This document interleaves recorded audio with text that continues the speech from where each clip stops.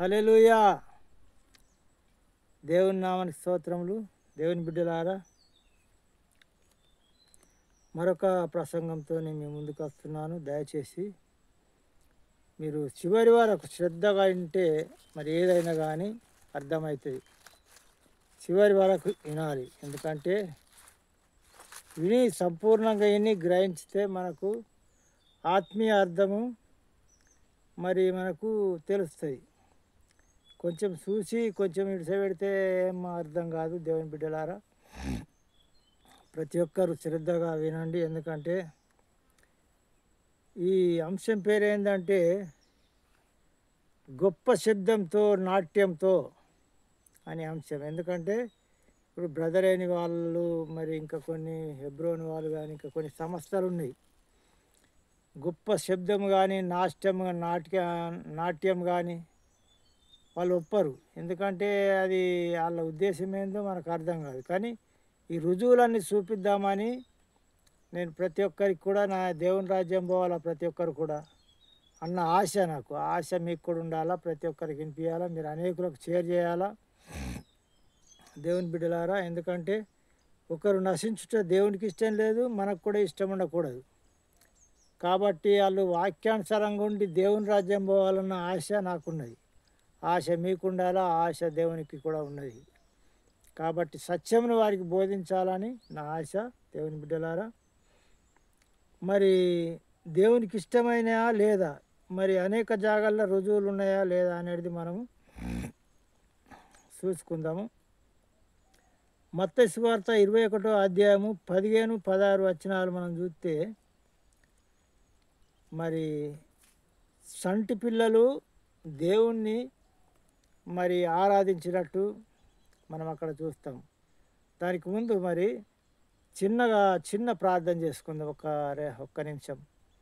సర్వోన్నతుడా, గొప్ప దేవుడా, నీకు వందనాలు తండ్రి. వాక్యం ద్వారా మీరు మాట్లాడండి. వాక్యం నీది, మేము నీ వారం తండ్రి. ప్రభా నాయన, నా నోటికి నోరై ఉండి మీకు ఇష్టమైన రీతిలో మీరు బోధించండి. వినుసున్న బిడ్డలందరికీ కూడా నాయన వినగల మనసు, గ్రహించే హృదయం దయచేయమని, ప్రతి విషయంలో మీరే తోడయండి, మీరే నడిపించమని యేసయ్య అతి శ్రేష్టమైన నామని అడిగి వేడుకుంటున్నాను పరమ తండ్రి. Amen, amen. సంటి పిల్లలు అక్కడ మత్తయి సువార్త 21వ అధ్యాయము 15, 16 వచనాల్లో సంటి పిల్లలు దేవుణ్ణి గొప్ప శబ్దంతో ఆయన చేసిన మేళ్లను బట్టి, ఆయన చేసిన అద్భుతాలను బట్టి వాటిని వివరించుకుంటూ గొప్ప శబ్దంతో దేవుణ్ణి స్తుతిస్తున్నారట. అయితే స్తుతించినప్పుడు అక్కడ పరిచయులు వాళ్ళు ఉండి ఏమంటున్నారు అంటే, ఏమయ్యా వాళ్ళను నోరుమీయమని చెప్పు, ఏంది ఇది లొల్లి అని అన్నప్పుడు యేసుప్రభు అంటున్నాడు, సంటి పిల్లల నోట స్తోత్రం సిద్ధింపజేయునుగాక అని వాక్యం ఉన్నది, మీరు చదవలేదా ఎప్పుడు అని అన్నారు. హల్లెలూయా. అంటే మీరు చదవలేదా? మరి దేవునికి ఇష్టం లేకపోతే ఆ నిజమే లొల్లి పెట్టద్దు, ఒర్రద్దు అని పిల్లలను బెదిరియాల. కానీ దేవునికి ఇష్టం కాబట్టి, దేవుని ఘనపరచుడు దేవునికి ఇష్టం కాబట్టి ఆయన మీరు ఎప్పుడు చదవలేదా, గ్రంథంలో మీరు చదవలేదా అని అక్కడ వాక్యము పాత నిబంధన నెరవేరుతుంది. నెరవేర్పునే ఆయన మాట్లాడుతున్నాడు. హల్లెలూయా. పాత నిబంధనలో ఏదైతే ప్రవక్తలు మాట్లాడినా అవన్నీ కూడా నెరవేరుతున్నాయి కొత్త నిబంధనలో. అయితే ఆ నెరవేర్చడానికే ఆయన భూమి మీదకి వచ్చిండు. కొట్టివేయటానికి నేను రాలేదని అని మాట్లాడుతున్నాడు.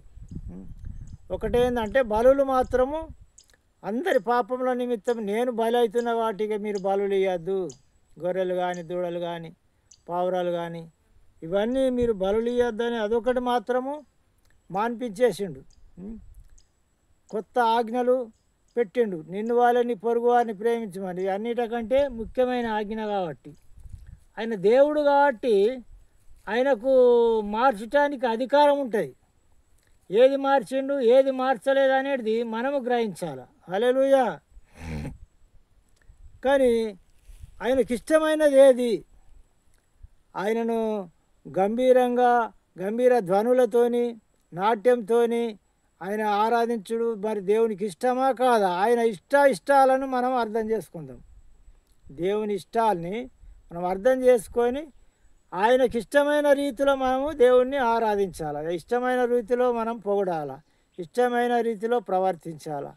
ఇవన్నీ ఉన్నప్పుడే మరి దేవునికి సంతోషం కలుగుతుంది, ఆనందం కలుగుతుంది కదా.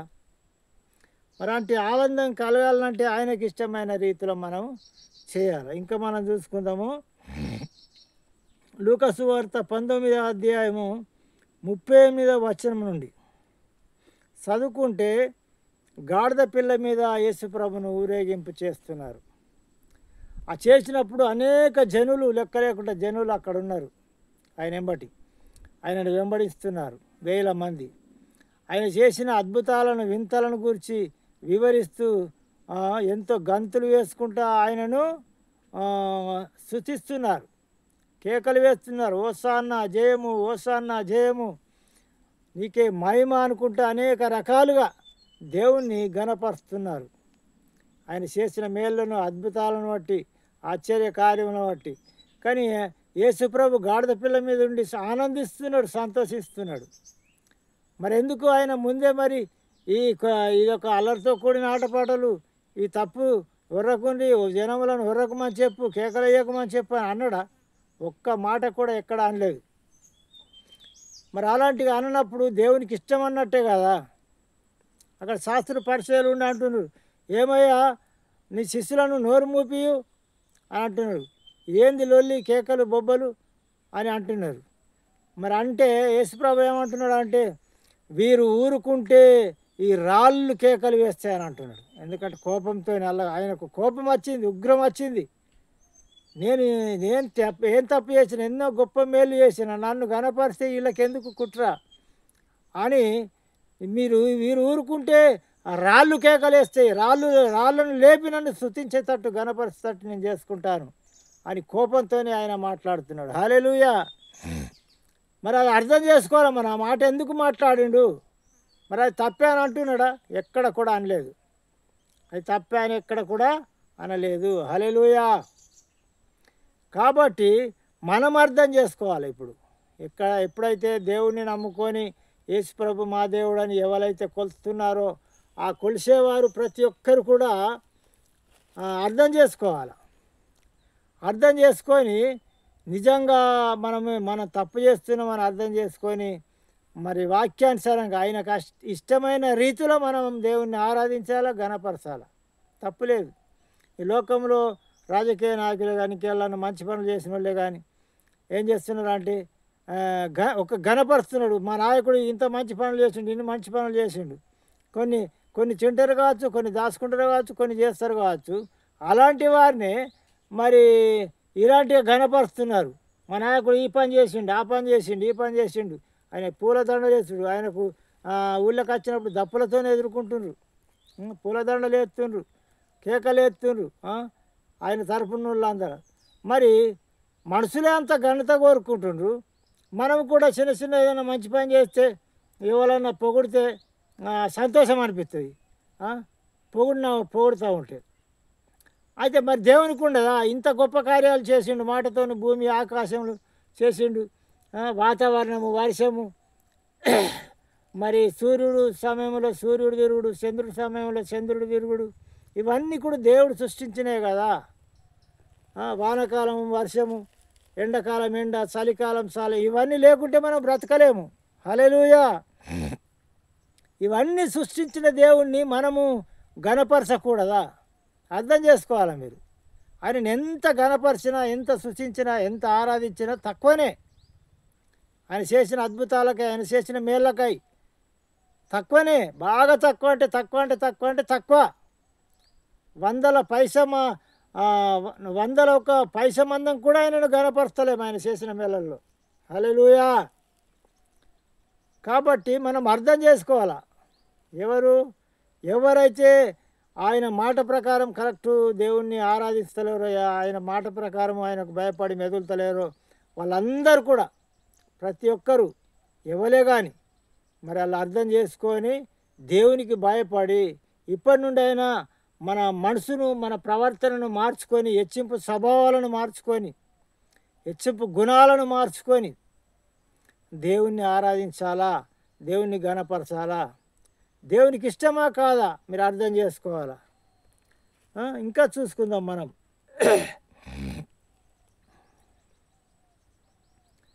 అదే లూకా సువార్త 11వ అధ్యాయము 12వ వచనం నుండి మీరు చూడండి. 10 మంది కుష్ఠరోగులు 10 మంది కుష్ఠరోగులు ప్రభువా మమ్మలను కరుణించుము కరుణించుము అని కేకలేస్తున్నారు దూరాన ఉండి. ఎందుకంటే కుష్ఠరోగులు వాటి మనుషులకు దూరంగా ఉండాలి. ఆ దినాలలో ఊరు బయట వాళ్ళకు ఊరి బయటనే ఉంచుతారు. ఇంత చిన్న జోపడాలు అది వేసుకొని వాళ్ళన్న గంజి అంబలో పోతే తాగాల, లేకుంటే లేదు చీకట్ల అక్కడనే ఉండాలా, బతకాల. మరి నరకం నరకం అనుభవిస్తారు వాళ్ళు. అలాంటి నరకం మేము ఎన్నేళ్ళు అనుభవించుడు. మా ప్రభు ఎంతో మందిని బాగు చేస్తున్నాడు. మమ్మల్ని కూడా కరుణించుము, కాపాడుము, మమ్మల్ని క్షమించుము, మమ్మల్ని బాగు చేయము ప్రభువా అని వాళ్ళు కేకలేస్తున్నారు. మరి కేకలేసి నేను బాగు చేయడానికి వచ్చిన మీరు కేకలు ఎందుకు వేస్తున్నారా, మీకేమైనా బుద్ధి ఉన్నదా అన్నాడా? అస్సలే అనలే, ఎక్కడ కూడా అనలేదు. మరి అనాలగా దేవునికి ఇష్టం లేకపోతే. మీకు నాకు కళ్ళు ఉన్నాయి కదా, నాకు హృదయం ఉంది, మీరు ఎక్కడున్నారో మీకు ఎంత బాధ ఉన్నదో నాకు తెలుసు, నేను వచ్చి మీలను బాగు చేస్తాను వస్తున్నా, మీరు ఒర్రకుండ్రి అది తప్పు అని అన్నాడా? ఎప్పుడు కూడా అనలేదు. అయితే వాళ్ళతో ఏమన్నాడంటే, మీరు వెళ్ళి మీ యాజకులకు కనపరుచుకోండి అని చెప్పిండు. అన్నప్పుడు వాళ్ళు వెళ్ళిపోయారు. నడుస్తూ ఉంటే పోంగనే వాళ్ళు శుద్ధులైనరు. మంచిగా ఏమి రోకుంటే ఏ రోగం లేకుండా మంచి మనుషులు లెక్క, పసిపిల్లల దేహం లెక్క ఇట్లా అయిపోయింది. వాళ్ళకి సంతోషం ఆనందం. అందులోకెళ్ళి ఒక్కోడు నీతిమంతుడు కాబట్టి నా దేవుడు ఇంత గొప్ప కార్యం చేసిండని ఉల్టా తిరిగి వచ్చి గొప్ప శబ్దంతో దేవుణ్ణి స్తుతించుకుంటా, ప్రభువానికి స్తోత్రం, నన్ను రక్షించినావు, నా రోగాన్ని తీసివేసినావు ప్రభు అని ఆయన చేసిన మేళ్లను మర్చిపోలేక ఆయన తిరిగి వచ్చిండు. ఒక్కడు మాత్రం, మిగతా వారు అటే పోయిండు. చూడండి, నీతిమంతుడు అయ్యేపాటికి తిరిగి వచ్చిండు. మనం దేవుడు ఎన్నో మేలు చేస్తున్నాడు, కానీ ఆ నీతి మన లోపల లేదు, ఆ యథార్థత మన లోపల లేదు. తిన్నకాడేమో చేసినట్టు, తిన్నింటి ఆశలేచినట్టు చేస్తున్నారు. ఎన్ని మేలు చేసినా అనుభవిస్తున్నారు, కానీ మరి నాకు ఇలాంటి మేలు చేసిండని సాక్ష్యం చెప్తారు, మేలు చేసిండని దేవుణ్ణి ఘనపరుస్తలేరు, దేవుని గురించి మరి అనేకులకు ప్రకటించలేరు. హల్లెలూయా. మరి అలాంటిగా ఉన్నారు మనుషులు. ఇంకా మనం చూసుకుందాము.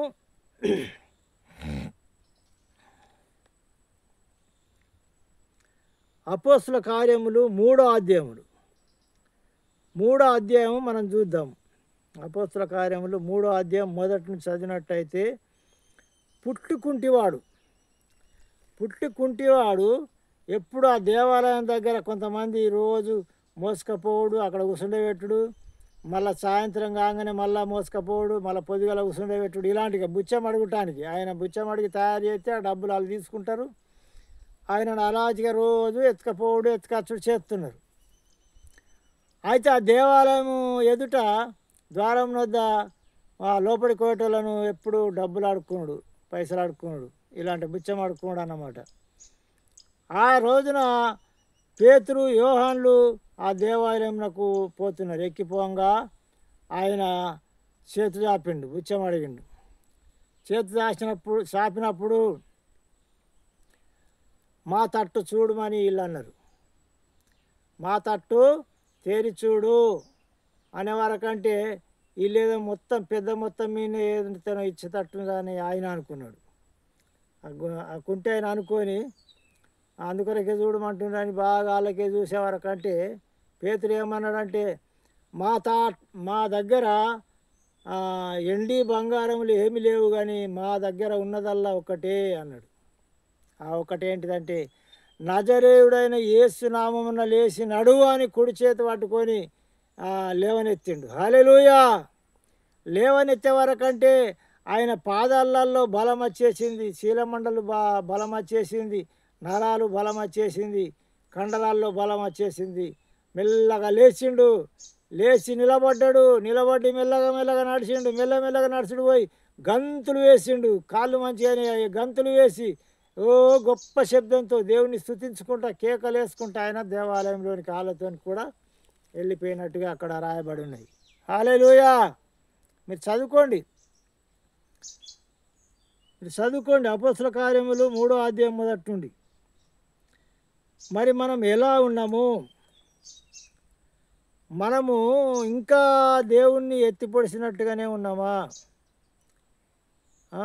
ఎత్తిపొడిసినట్టుగానే ఉన్నాం. ఇక్కడ ఇక్కడ యేషయా గ్రంథము 6వ అధ్యాయంలో మనం చూద్దాం. 6వ అధ్యాయము 1వ వచనం నుండి మొదటి నుండి చూసినట్టయితే అక్కడ దేవదూతలు గంతులేస్తున్నాయి. దేవుని సింహాసనం ముంగట దేవుడు సింహాసనం మీద కూర్చున్నాడు గొప్ప వెలుగుతో. ఇది యేషయా ప్రవక్తకు భక్తునికి దర్శనం కలిగిన సంగతి. అయితే గానాపతి గానముల చేత గొప్ప స్వరములతోని అనేక పాటలు పాడుకుంటూ గంతులు వేసుకుంటూ స్తుతిస్తూ ఉంటే, దేవుణ్ణి ఆరాధిస్తూ ఉంటే దేవదూతలు దుమ్ము లేసిందట. గడప కమ్ముల పునాదులు వణికినాయట. అక్కడికి వెళ్ళి మీరు చదువుకోండి. యేషయా గ్రంథంలో 6వ అధ్యాయం మొదటి నుండి మీరు చదువుకోండి. మరి గంతులు వేస్తూ ఉంటే దుమ్ము లేచిందట. ధూమముతో నిండెను అని అక్కడ రాయబడి ఉన్నాయి. ధూమం అంటే దుమ్ముతో నిండెను. అలాంటి గడప కమ్ముల పునాదులు గడగడ వణుకుతున్నాయట. మరి దేవదూతలే గంతులు వేస్తున్నాయి అంటే దేవుడు సంతోషిస్తున్నాడు. వాళ్ళు దేవదూతలు తప్పు చేస్తే లూసిఫర్ను తోసివేసినట్టు తన్ని కింద పడైపోనా దేవుడు? అంటే దేవదూతల కంటే గొప్పలా మనం? దేవుడే ఒప్పుకుంటున్నాడు, మెచ్చుకుంటున్నాడు వాళ్ళను. మరి మీకెందుకు ఇంతగానము? మీరే అర్థం చేసుకోవాలి. మరి దేవునిది తప్ప, దేవుడు ఒప్పుకునేది తప్ప, మీ తప్పే మీకు తెలియదు, మీకు జ్ఞానం లేదు, తెలివి లేదు, ఎట్లా రాసి పెట్టినవు, మేము చెయ్యమట్లా, అది అల్లరితో కూడిన ఆటపాటలు అని మీరు అంటున్నారా? మరి అంటే దేవునికి ఏమో తెలివి లేదు, మనకేమో తెలివి ఉన్నదా? బాగా కళ్ళు దాగి గంతులు వేస్తున్నారా? సినిమా పాటలు పాడుకుంటా, వ్యర్థమైన పాటలు పాడుకుంటా కళ్ళు దాగి డ్యాన్సులు వేస్తే, గంతులు వేస్తే అది అల్లరితో కూడిన ఆటపాటలు. అల్లరితో కూడిన ఆటపాటలు అంటారు చాలామంది ప్రజలైన వాళ్ళు. ఎట్లా అర్థం చేసుకుంటారు దేవుని వాక్యాన్ని? దేవుని వాక్యాన్ని ప్రతి మాటలో ఒక అర్థం ఉంటుంది. ఏ మాటకు ఏ అర్థం అనేది మనం సంపూర్ణంగా గ్రహించాలి. కానీ ఒక్కటే మాట పట్టుకొని ఇది మనకు మంచిగా సంబంధించింది, అల్లరితో కూడిన ఆటపాటలకు, అల్లరికి కర్తగాడు మన దేవుడు అని ఒక్కదాన్ని మాత్రం పట్టుకుంటారు. ఏమలా అల్లరి ఎట్లయితే చెప్పండి? అది అల్లరి కాదు. దేవుడు చేసిన మేళ్ళని బట్టి గంతులు వచ్చి ఆనందాన్ని పట్టుదలక సంతోషంతో ఆరాధిస్తున్నారు. అది అల్లరి ఎందుకు అవుతుంది? అల్లరి అంటే వ్యర్థమైన పాటలు, వ్యర్థమైన మాటలు పెట్టుకొని కళ్ళు దాగి గంతులు ఎత్తే అది అల్లరి. కొట్లాడుకున్నాడు, తన్నుకోడు, గుద్దుకున్నాడు, ఇవన్నీ చేస్తే అది అల్లరి కదా. మరి దేవుని వాక్యాన్ని త్రోసివేస్తారా? అంటే దేవుడు ఒప్పుకుంటాడు. ఒక రాజు ఆయన, దేవుడు అంటే ప్రపంచానికే రాజు. రాజు ముంగట కన్యకలు, ఒక లోకపు రాజు అనుకో, రాజు ముంగట కన్యకలు నాట్యం ఆడతారు రాజును సంతోషపెట్టడానికి. కన్యకలు నాట్యం ఆడతారు. రాజులేసి నాట్యం ఆడాడుగా రాజు, సింహాసనం మీద ఉన్న రాజు. మరి మనం కన్యకలము, మనం ఆయన ముందు నాట్యమాడి ఆయనను గణపరచడానికే మనం ఉన్నాము. మరి ఈ లోకంలో రాజులు కూడా గ్రంథాలలో ఇంకా ఉన్నాయి కదా. ఇక్కడ ఒక రాజు ఉన్నాడు కదా, యోహానును తలగొట్టించిన రాజు ముంగట ఒక కన్యక మరి నాట్యం ఆడుతుంది. నాట్యం ఆడినప్పుడు ఆమె ఏం కోరుకో అన్నాడు. హల్లెలూయా, ఏం కోరుకో అని సంతోషపెట్టినందుకు అన్నప్పుడు యోహాను తలని అడిగితే వాళ్ళ తల్లి చేత ప్రేరేపింపబడి యోహాను తల కావాలని అడిగినప్పుడు ఆ రకంగా మాట తీయలేక ఆ జనముల మాట అనడానికి కానీ బాధపడుకుంటా ఆ తల కొట్టడానికి ఆర్డర్ ఇస్తాడు. హల్లెలూయా. మరి రాజు ముంగత కన్యక నాట్యం ఆడి చక్కని పాడవాడి డ్యాన్స్ చేస్తే అని మెచ్చుకున్నాడు. ఆ రాజు అయితే లేచి డ్యాన్స్ చేయలేదుగా, ఆమెతో ఎగిరిండా? మరి మన ప్రభు అయితే రాజులకు రాజు, ప్రభువులకు ప్రభు, సమస్త దేశాలకు రాజు. మనం కన్యకలము, మనం కన్యక అని పేరున్నది. మనం ఆయనని ఆరాధించడానికి, గణపరచడానికి మనము గంతులు వేస్తే తప్ప, ఆయన చేసిన మేళ్ళను బట్టి, మనకు చేసిన మేళ్ళను బట్టి తప్పు కాదా? ఇది తప్పు కాదు కదా ఇది. హల్లెలూయా. కాబట్టి మనం అర్థం చేసుకోవాలి దేవుని బిడ్డలారా, మనం అర్థం చేసుకోవాలి. అర్థం చేసుకుంటే అర్థమవుతుంది, లేకుంటే అర్థం కాదు కదా, లేకుంటే అర్థం కాదు. మార్కు సువార్త 10వ అధ్యాయము 46వ వచనం నుండి గుడ్డి భర్తమై కేకలు. గుడ్డి భర్తమై యేసుప్రభు అద్భుతాలు చేస్తున్నాడన్న సంగతి ఆయన విన్నాడు. విని ఎప్పుడు వస్తాడో నా ఊరికి, ఎప్పుడు వస్తాడో నా వాడకని ఆయన ఎదురు చూస్తున్న సమయంలో యేసుప్రభు అదే ఊరికి, ఆయన ఉన్న ఆడకట్టుకే వస్తున్నాడు. ఆల్రెడీ ఆయనని దాటి వెళ్ళిపోతాడు. దాటి వెళ్ళిపోయినప్పుడు ఈ మనుషుల సప్పుడు, మంది గుణగుణ సప్పుడు బాగా విని, అరే జనం బాగా పోతున్నట్టు ఏంటిది అన్నట్టు అని, అయ్యా ఓళ్ళయ్యా ఇంతమంది జనం పోతున్నట్టున్నారు, ఏంటిది ఏం కథ అని అడిగిండు గుడ్డి ఆయన. అడిగినప్పుడు ఇట్లా యేసుప్రభు పోతున్నాడయ్యా, ముంగట వెళ్ళిపోయా, మేమందరం వెనక పోతున్నాం, ముంగట వెళ్ళిపోయిండు యేసుప్రభు అని అంటే ఆయనకు పెంత ముండి లేచింది. ఎందుకంటే ఆయన ఎదురు చూసేదే యేసుప్రభు కొరకు. ఎప్పుడు వస్తాడో నా ప్రభు, ఎప్పుడు వస్తాడో నన్ను స్వస్థపరిచే, నేను వెలుగును చూడాలని. హల్లెలూయా. ఇగో లెక్క లేకుండా కేకలేస్తున్నాడు, ప్రభువా దావీదు కుమారుడా నన్ను కరుణించుము, నన్ను కరుణించుము అని కేకలేస్తున్నాడు. కొంతమంది అంటున్నారు, గుడ్డోడా ఆయన బాగా దూరం వెళ్ళిపోయా, నిన్నెడగా అంటాడు, ఊరుకుండు, నోరు ముయ్యు అని అంటున్నారు. మళ్ళా వీళ్ళు అన్న కానీ వీళ్ళ మాటలు పట్టించుకుంటలేడు. ఎందుకంటే ఆయనలో ఉన్న ఎంత బాధ ఉన్నదో, ఎంత కష్టం అనుభవించిండో ఆయనకు తెలుసు. దావీదు కుమారుడా నన్ను అని కేకలేస్తున్నాడు. మళ్ళీ కరుణించము, నన్ను కరుణించము, నన్ను కరుణించము అని కేకలేసే వరకంటే యేసుప్రభు వెంటనే నిలిచిపోయాడు. యేసుప్రభుకి తెలియదా? ఇక్కడ గుడ్డోడు ఉన్న సంగతి తెలియదా? తెలుసు. గుడ్డోడు ఉన్న సంగతి తెలుసు, నేను దాటిపోతున్నాను సంగతి తెలుసు. ఎందుకంటే ఈయన కేకలు వేయాల, ప్రజలందరూ కూడా చూడాలి అంటే కేకలు. ప్రజలందరికి సాక్ష్యం ఇచ్చినట్టుంటుంది, అందరికి గుర్తు చేసినట్టుంటుంది. విశ్వాసం లేకుండా మూర్ఖులై తిండి కొరకు కొంతమంది వెంబడిస్తున్నారు. స్వస్థతలు అద్భుతాలు చూడటానికి, సంతోషపడటానికి కొంతమంది వెంబడిస్తున్నారు. భక్తితోని కొంతమంది వెంబడిస్తున్నారు. రకరకాల ప్రజలు వెంబడిస్తున్నారు. హల్లెలూయా. అలాంటి వారికి బుద్ధి రావాలని వీళ్ళందరూ ఈయన భక్తిని, ఈయన విశ్వాసాన్ని బట్టి తెలుసుకోవాలి. ఈయన విశ్వాసం ఎంతున్నదో, ఈయన భక్తి ఎంతున్నదో. ఆ భక్తి ఉండేపాటిగా కదా, దాటిపోతే నేను బ్రతకలేను, ఈ చీకట్లో ఎల్లకాలం నేను ఉండలేను. ఎంత ఎంత కష్టం అనుభవించుండు, ఎంత నరకం అనుభవించుండు ఆయన. కేకలేసి పిలిచినప్పుడు వెంటనే ప్రభు నిలిచిపోయిండు. కాబట్టి దేవుని బిడ్డలారా, మనము కేకలేసి స్తుతించు, కన్నీళ్లతోని స్తుతించు, ఖచ్చితంగా దేవుడు మనతో మాట్లాడతాడు, మనకు జవాబిస్తాడు, మన బాధలు దూరం చేస్తాడు, మన సమస్యలు దూరం చేస్తాడు, అన్నీ కూడా దూరం చేస్తాడు. ఎలాంటిగా స్తుతించినా, ఎలాంటిగా ఆయనను గణపరిచినా, నీ బాధ ఉన్నదా ప్రభువా అని ఏడు, కేకలేయు, పర్వాలేదు, తప్పులేదు, మనసులో మెచ్చుకోవాలని కాదు అది. దేవునికి తెలుసు నీలో ఉన్న బాధను, నీలో ఉన్న వేదను ఎల్లగక్కినప్పుడు నీలో బాధను దేవుడు మరి చూస్తాడు. ఇంత బాధనని తెలిసినా కానీ నీ హృదయాన్ని కుమ్మరించింది ఎవరు కూడా అడిగంది అన్నం కూడా తల్లి పెట్టదట. తల్లి అయినా అడిగంది అన్నం పెట్టదు. అమ్మా నాకు ఆకలి అవుతుంది బాగా అన్నప్పుడు, అయ్యో నా కొడుకు ఆకలి అవుతుందట అని మరి అన్నం పెడుతుంది. హల్లెలూయా. కాబట్టి అలాంటిగా ఆ కేకలు ఎందుకు వేస్తున్నావురా గుడ్డోడా అని అనలేదు.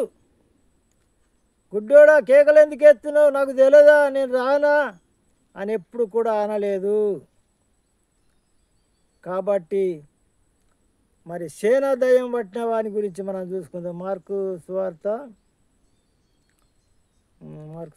కాదు,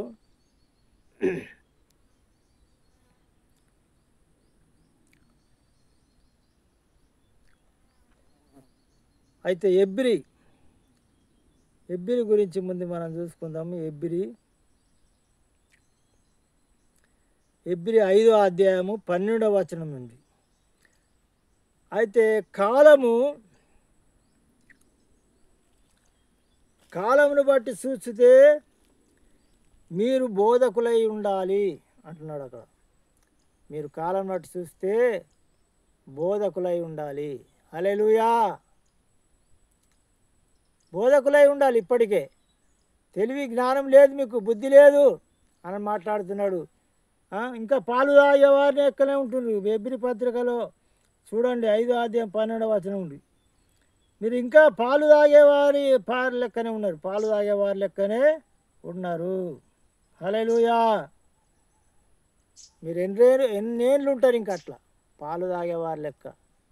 అన్నం తినాలా, పెద్దలలా కావాలా, ఇంకా మీరు కూడా ఇంకా కొంతమందికి బోధించాలా, ఇంకా మీరు కూడా పెళ్లి చేసుకొని పిల్లలు కనాలా, ఇలాంటిగా ఎదగాలన్నట్టు. అంటే మనం కూడా వాక్యంలో ఎదగాల, అనేకులకు బోధించాలా, సత్యమును ప్రకటించాలా, సువార్త చెప్పాలా. హల్లెలూయా. అలాంటిగా మనం ఉండాలి. కానీ అది తప్పు ఇది తప్పు అని తప్పు పట్టడానికి మన వివరము. సృష్టికర్త అయిన దేవుడు నీవు తీర్పు తీర్చినట్టు ఒకళ్ళని తప్పు పడితే ఒకరికి తీర్పు తీర్చకు నువ్వు అని అంటున్నాడు. తీర్పు తీర్చేవాడు దేవుడే ఉన్నాడు. తీర్పు తీర్చకు నువ్వు, ఆ దేవుడే చూసుకున్నాడు అంతా.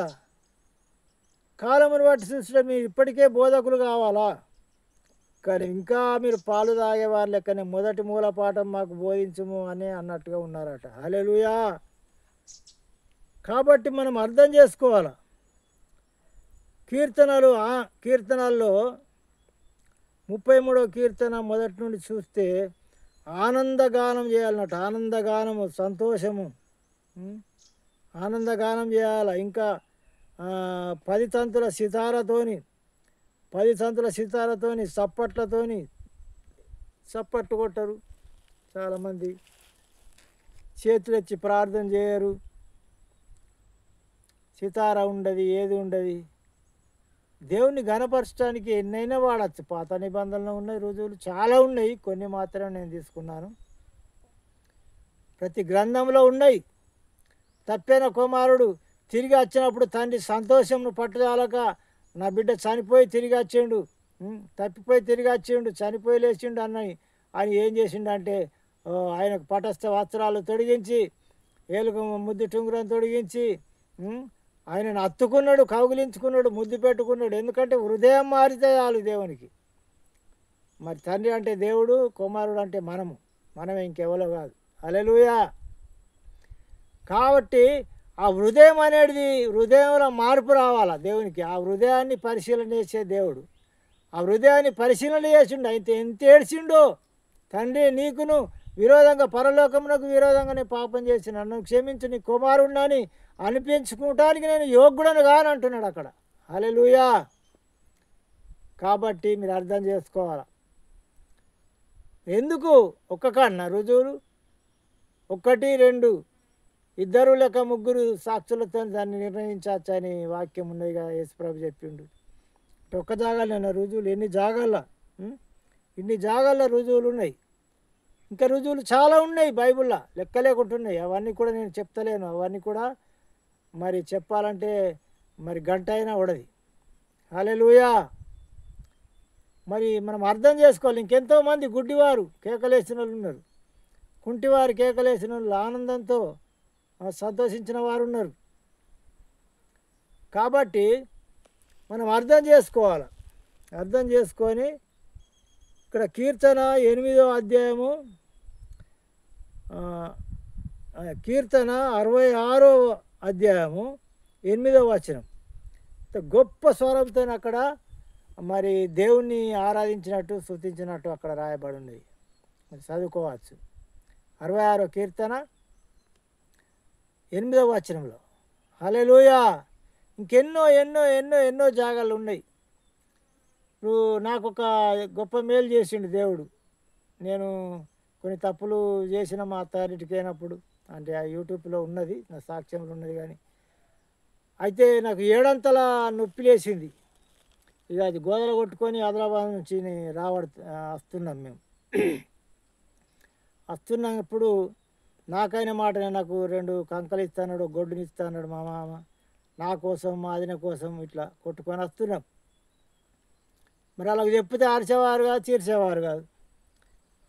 మరి అని ఏం చేసినామంటే వాళ్ళకు చెప్తలేను. ఇక ఏడంతల నొప్పి లేసింది. మునుపు ఉన్నదానికంటే ఏడంతల నొప్పి లేచింది. హల్లెలూయా.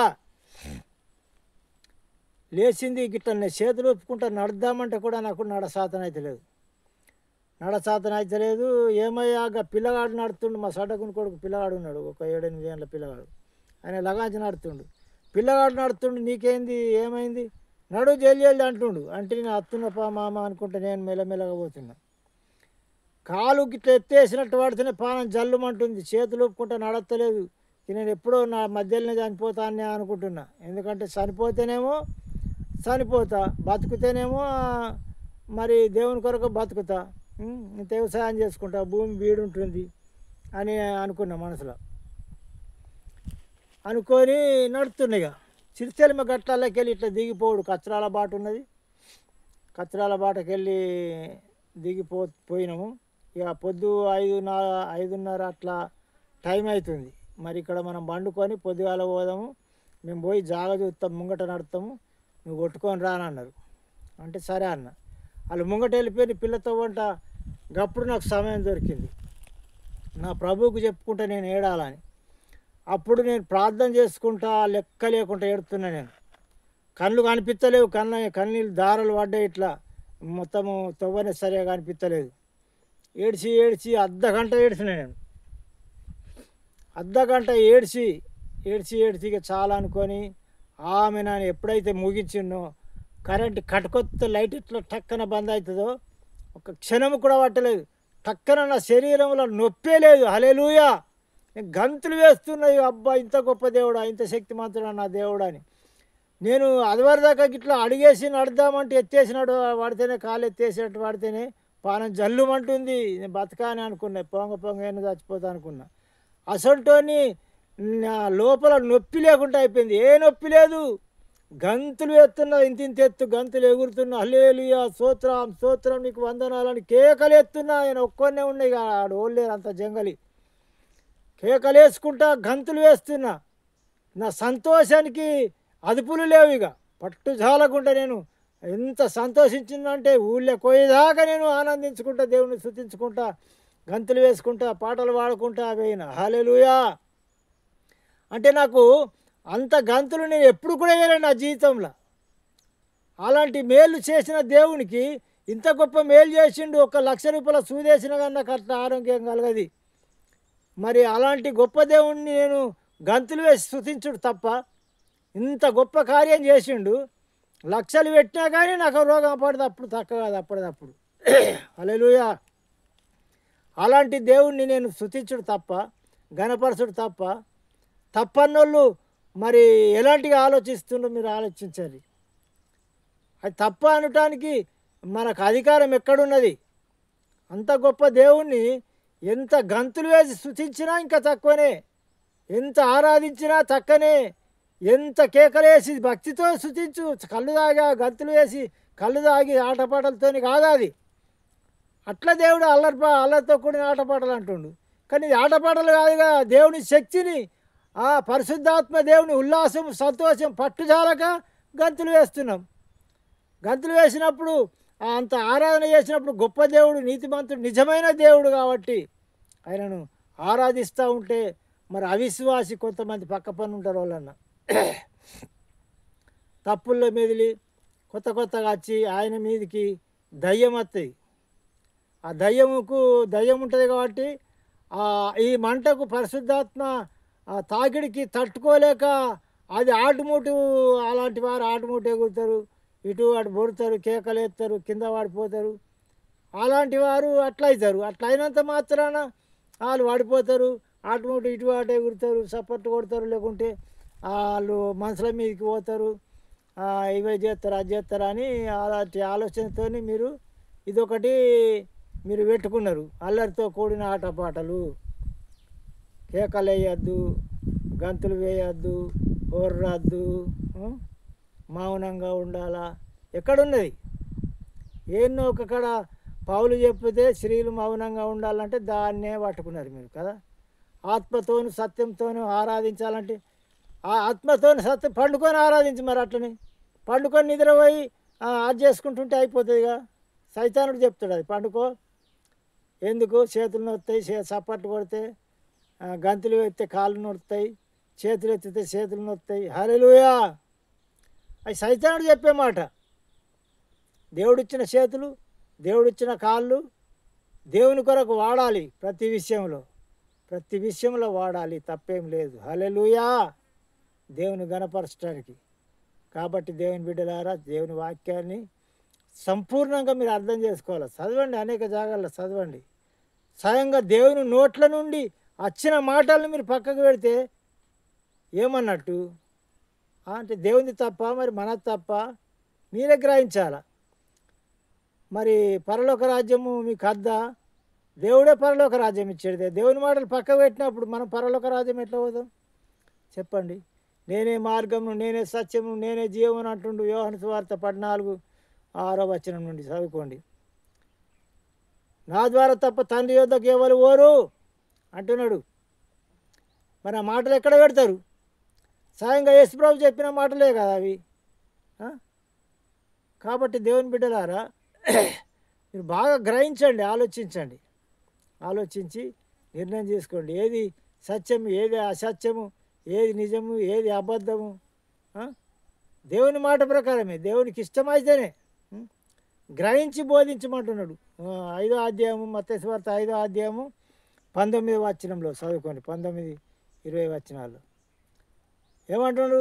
గ్రహించి ఎవడైతే గ్రహించి బోధిస్తాడో వాడు ధన్యుడు, వాడు పరలోక రాజ్యంలో గొప్పవాడు అనబడును అని అక్కడ రాయబడి ఉన్నది. ఇక దానికంటే ముందు ఉన్నది ఏం మాట అంటే, ఒకదాన్ని ఇడిసబెట్టి మీరి బోధించిన వాడు అల్పుడు అనబడును. మీరు అంటే ఒకదాన్ని ఇడిసబెట్టి, బైబిల్లో ఏది కూడా ఇడిసబెట్టి బోధించద్దట. ఇడిసబెట్టినా మన మీదకి శిక్ష వస్తుంది, కలిపినా శిక్ష వస్తుంది. ప్రకటన గ్రంథంలో చివరి అధ్యాయంలో ఉన్నాయి, చదువుకోండి. తప్పు కదా. దేవుని మాటలను తీసివేయద్దు. తీసివేసినట్టే పక్కకు పెట్టి బోధించినా కానీ, కలిపి పెడార్థాలు ఉట్టించి బోధించినా అది కలిపినట్టే. మీరు అర్థం చేసుకోండి. పెన్నుతో కొట్టేస్తేనే కొట్టేసినట్టు, లేకుంటే పెన్నుతోని మనం ఇంకోటి రాసి పెడితేనే రాసినట్టు, కలిపినట్టు అని మీరు అనుకుంటున్నారు. హల్లెలూయా! అది తప్పు.